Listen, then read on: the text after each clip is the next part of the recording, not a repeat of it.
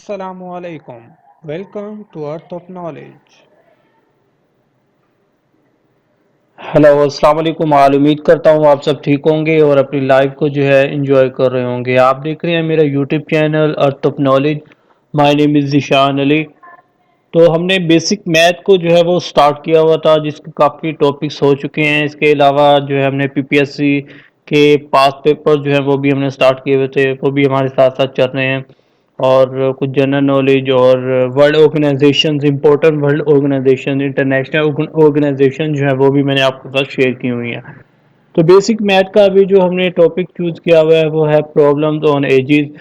तो first lecture में मैंने आपको इंट्रोडक्शन दिया और उसमें आपको बताया कि जो बेसिक फार्मूलाज जो हैं और या फिर इक्वेशन, जो स्टेटमेंट्स वगैरह जो आपको आती हैं प्रॉब्लम्स ऑन एजेस में, तो वो मैंने आपको वहाँ पर फर्स्ट लेक्चर में बताई थी। उसके बाद हमने क्वेश्चन स्टार्ट किए हुए थे, तो हमारे 3 क्वेश्चंस हो चुके हैं। तो हमने आज जो है क्वेश्चन नंबर 4 जो है वो सॉल्व करना है। तो चलते हैं हम अपने टॉपिक की तरफ। सबसे पहले मैं आपको दोबारा बताता चलूं कि ये जो आपको मैंने स्टेटमेंट्स दिखाई थी, ये 5 स्टेटमेंट्स हैं। ये आपको वैसे की वैसी फार्मूलाज टाइप की स्टेटमेंट्स हैं, ये आपको याद होनी चाहिए कि जब अगर वो एंड टाइम्स अगर कहता है तो आपने क्या करना है, लेटर हैंस अगर आपको कहता है तो आपने क्या करना है, या फिर ईयर्स अगो का कंसेप्ट हो तो फिर आपने क्या करना है, या फिर फोर्थ एंड फिफ्थ कंसेप्ट हो तो आपने क्या करना है।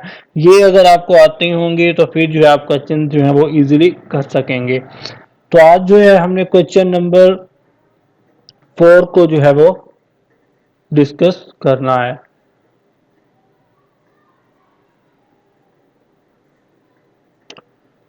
ये क्वेश्चन नंबर है हमारे पास 5। यहाँ पर बाय मिस्टेक जो है वो 5 लिखा गया, लेकिन ये क्वेश्चन नंबर 4 है। ठीक है। अच्छा, तो इसमें वो क्या कह रहा है, the sum of the ages. Sum मतलब उनका मजमुआ है, ऑफ द एजेस किसका, उम्रों का या एजेस का, ऑफ अ डॉटर एक बेटी के, और एन मदर इज 56 ईयर, और उसकी जो माँ है, अम्मी है, उसका और उसकी बेटी की एजेस का जो वो सम है वो क्या है, 56 ईयर्स। मैंने आपको कहा था हमने 7 7 क्वेश्चन को सोल्व करना है, तो हमें डॉटर की एज जो है वो नहीं पता, इसलिए जो है हमने उसको, और मदर की एज की का नहीं पता, तो इसलिए हम क्या करेंगे, उसने एक्स और वाई कंसीडर करेंगे। जो मदर की एज जो होगी वो हम एक्स से कंसीडर करेंगे। ठीक है। मैं यहाँ पर मदर को एक्स जो है वो शो कर रहा हूँ। Daughter, D for daughter, daughter को मैं शो कर रहा हूँ वाई। ठीक है। तो फर्ज करें हमारे पास जो है मदर की एज वो एक्स है और वाई की एज, सॉरी, मदर की एज जो है वो एक्स है और डॉटर की एज जो है वाई है। तो उसने कहा था कि सम है। सम का मतलब क्या हो गया कि हमारे पास एक्स प्लस वाई अगर हम करें, मतलब डॉटर और मदर की एज को हम अगर ऐड करें, तो हमारे पास जो है वो 56 ईयर्स वो बनता है, जो उसने सम बताया है दोनों की एजेस का। ठीक है। तो वो हमें क्या कह रहा था, the sum of the ages of a daughter and a mother is 56 year. ठीक है। हमने एजेस को कंसीडर कर लिया एक्स एंड वाई, और उनका सम जो है वो हमारे पास 56 आ गया। तो ये हमारे पास एक स्टेटमेंट बन गई। नेक्स्ट वो क्या कह रहा था, आफ्टर 4 ईयर्स, 4 सालों के बाद, the age of the mother will be 3 times that of the daughter. After 4 years, अगर आप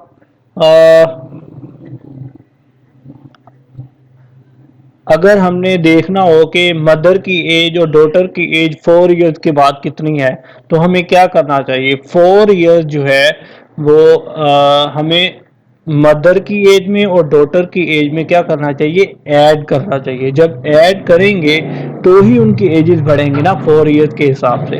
तो हमारे पास एक्स प्लस 4 करेंगे, हमारे पास जो है मदर की एज जो है वो हमारे पास आ जाएगी 4x+4। ये हम इक्वेशन 1 इसको नाम दे रहे हैं। ठीक है। और नेक्स्ट वो क्या कह रहा था कि 4 इयर्स आफ्टर 4 इयर्स, 4 साल के बाद जो एज जो है वो मदर की वो हो जाती है 3 times that of the daughter. तो मदर की एज जो है वो 3 टाइम्स जो है बढ़ जाती है किसकी, डॉटर की एज का। तो अगर हम नेक्स्ट देखें, अगर ये तो आ गई ना मदर की एज 4x+4 आ गया, तो इसी तरह अगर डॉटर की एज भी हम 4 साल के बाद देखना चाहें तो हम क्या करेंगे, y+4 करेंगे तो हमारे पास किसकी एज आ जाएगी, डॉटर की।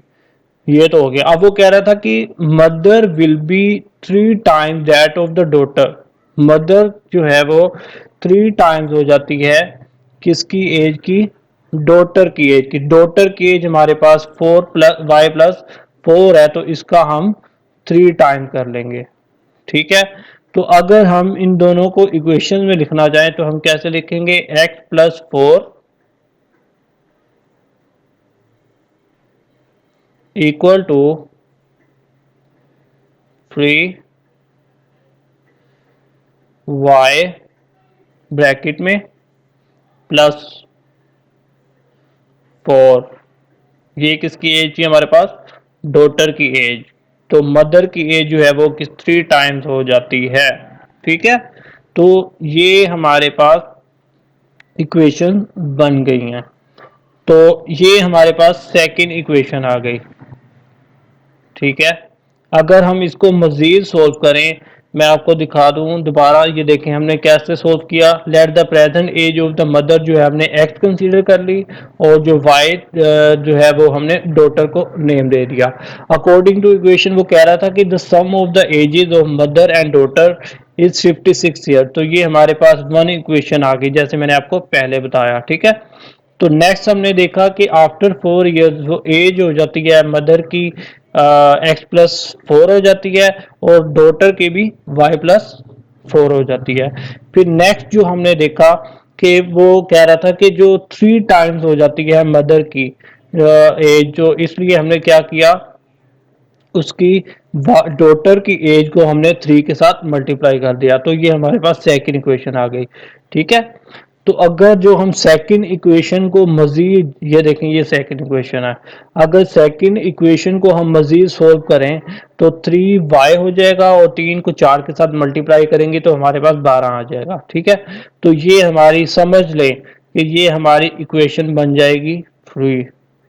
ठीक है, सिंपल सा क्वेश्चन है, मुश्किल नहीं है। नेक्स्ट वो कह रहा है from the following equation we get, वो जो हमारे पास फर्स्ट इक्वेशन है ये वाली x+y, अगर हमने x की कीमत यहाँ से निकालनी हो तो हम x को एक साइड पे रखेंगे और y को इधर ले जाएंगे, तो 56 माइनस y हो जाएगा। x is equal to 56 minus y, तो x की कीमत आ गई।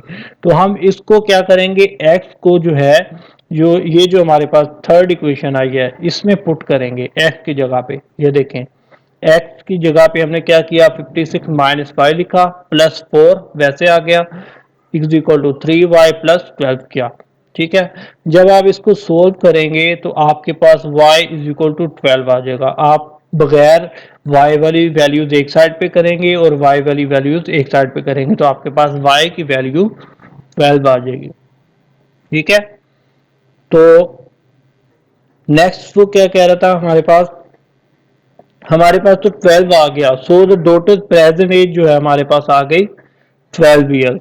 वाई जो है हमने किसको नाम दिया था, यहाँ पर वाई जो है हमने डॉटर को नाम दिया था, इसलिए जो वाई जो हमने सोल्व किया है वो हमारी डॉटर की एज आ गई।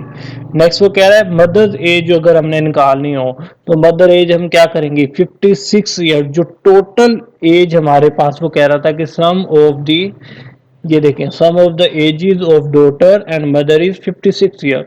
तो इसलिए हमने क्या करें, इसमें से हमने अगर मदर की एज निकालनी हो, हमने उसे अभी हमने निकाली डॉटर की एज, तो हम 56 में से माइनस करेंगे किसको, डॉटर की एज को, हमारे पास 44 ईयर्स जो है वो मदर की एज आ जाएगी।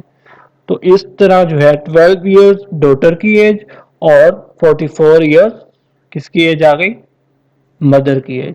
तो ये एक सिंपल सा क्वेश्चन था, मैं दोबारा रिपीट कर रहा हूँ, एक दफा दोबारा आपको बता दूं कि इसमें सबसे पहले उसने हमें कहा था कि the sum of the ages of a daughter and mother is 56 year. जो कह रहा है कि सम है डॉटर और मदर की एज का 56 ईयर। तो हमें डॉटर और मदर की एज नहीं पता, इसलिए हमने वाई जो है डॉटर को कंसीडर कर लिया और एक्स जो है मदर को कंसीडर कर लिया। तो नेक्स्ट हमने देखा आफ्टर 4 ईयर्स, आफ्टर 4 ईयर दोनों की एज निकालनी हो तो हम क्या करेंगे, 4 प्लस करेंगे, एक्स प्लस 4 मदर की एज, वाई प्लस 4 डॉटर की एज। ठीक है। अब वो नेक्स्ट कह रहा था mother will be 3 times that of the mother, that of the daughter. तो डॉटर की एज हमारे पास क्या थी, y+4। तो y+4 को मल्टीप्लाई, वो कह रहा था 3 टाइम्स है किसका, डॉटर की एज का, मदर जो है उसकी एज। तो इसलिए हमने क्या किया, y+4 को मल्टीप्लाई किया 3 के साथ, तो हमारे पास किसकी एज आई, मदर की एज। ठीक है। तो हम उन दोनों को इक्वल रख के हमारे पास जो है सोल्व करके, तो x की कीमत जो है वो हमारे पास इक्वेशन बन जाती है, इक्वेशन नंबर 3। ठीक है। तो हमने फिर क्या किया, x प्लस वाई से जो है x की कीमत निकाली, तो हमारे पास क्या आ गया, 56 माइनस वाई, एक्स की वैल्यू आ गई। तो x is equal to 56 minus y को हमने पुट किया इक्वेशन नंबर 3 में, तो हमारे पास y की वैल्यू आ गई 12। तो y हमने डॉटर को नाम दिया था, इसलिए डॉटर की एज हमारे पास 12 इयर्स आ गई। फिर हमने क्या किया, जो मदर्स प्रेजेंट एज निकालनी थी, हमारे पास टोटल एज दोनों की मालूम है, हमें 56 एजेस दी हुई थी, तो हमने उसमें से 56 में से 12 माइनस किया, डॉटर की एज को माइनस किया, तो हमारे पास मदर की एज आ गई। तो दोनों की एज हमने निकाल ली। 12 ईयर जो है वो डॉटर की एज है और 44 ईयर मदर की एज है। तो ये एक सिंपल सा क्वेश्चन था जो कि आपको पीपीएससी, एफपीएससी, एनटीएस या कॉम्पिटिटिव एग्जाम में पूछे हुए होते हैं। तो ये थोड़े से टिपिकल से क्वेश्चंस हैं, थोड़े से ना समझने वाले क्वेश्चंस हैं। तो इतने मुश्किल नहीं है, थोड़ा सा गौर करने पे आप पे डिपेंड करता है कि आप कितना जल्दी इसे जो है वो पिक करते हैं और गौर करके इसे अच्छी अंडरस्टैंडिंग से समझते हैं। तो इंशाल्लाह मिलते हैं नेक्स्ट क्वेश्चन में। तो अगर आप मेरे चैनल पर नए हैं प्लीज़ सब्सक्राइब करें, लाइक करें, कमेंट भी किया करें और दूसरों के साथ भी शेयर करें ताकि दूसरों का भी फ़ायदा हो सके। अपना ख्याल रखिएगा, दुआ में याद रखिएगा। ओके, अल्लाह हाफिज़। Thanks for watching. Please subscribe this channel for more videos. Thank you.